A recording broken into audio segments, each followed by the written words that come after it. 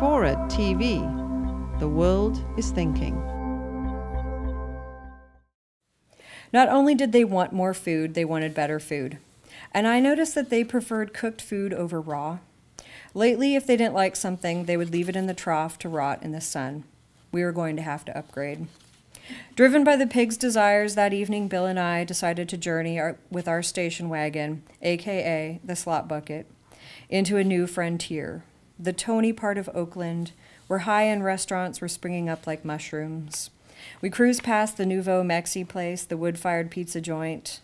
We cruised past Restaurant Row and slipped through the back, where all the restaurants shared dumpsters. We left the car running and scurried like rats into the yawning maw of waste. "What the hell," Bill said, lofting an entire clear garbage bag filled with still warm Spanish rice. Bill gently laid the bag in the back of the car. I took the plunge and fished out an entire pizza, only slightly burned. In 5 minutes, we found a squashed key lime pie, a bag of still warm beans, and a container of old romaine lettuce. Even though it was approaching midnight, we felt like Vegas gamblers on a winning streak. We weren't going to quit while we were ahead. We continued on, driving to the bread-filled dumpsters of life. They were filled to the brim as usual. A few gutter punks sifted through the dumpsters. One had climbed in. They saw us and started to scatter.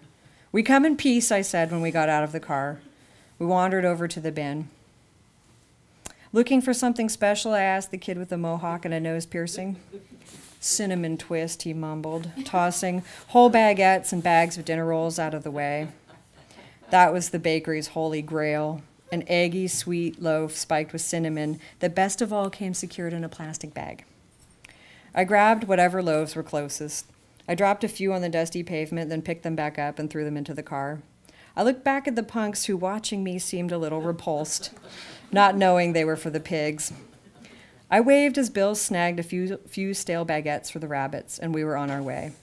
Though it was late, I wanted to hear one more spot. I had heard through the grapevine about a fancy Italian place on 4th Street in Berkeley. 4th Street is a luxury shopping district. "Whole chickens, my source," a fellow dumpster diver, who mostly scrounged for vegetable oil to power his car, whispered when describing the dumpster at Ekelo.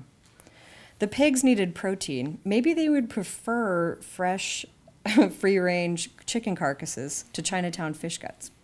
I know I would. We drove under the cover of night to 4th Street. Bill idled the car, and I dashed behind the metal door. The rumor was true. Whole, fragrant chicken carcasses. Pawing through the pile, I got so caught up in the bounty, fennel stalks, bread soaked in olive oil, that I didn't notice when the gate creaked open. "Please explain to me what you're doing," a man in a blue Italian suit demanded. Suddenly, I was caught. I placed the 2 chicken carcasses I clutched in my hand into the buckets and slowly turned to face him. The headlamp I used for nighttime foraging shined in his eyes. He raised his arm to ward off the beam, squinting angrily. I fumbled with the headlamp to turn it off. "Well," I said, assessing the situation. I could lie. I could say I was a mother of 5, struggling to make ends meet. Then I decided that the truth is stranger than fiction. "I have 2 pigs near downtown Oakland," I panted, "and they're really hungry." Compliments get you everywhere. I knew that. And this is really the best dumpster in Berkeley.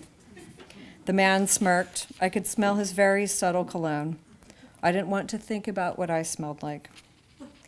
"It's a believable story," he congratulated me, brushing his hands together. "Proceed."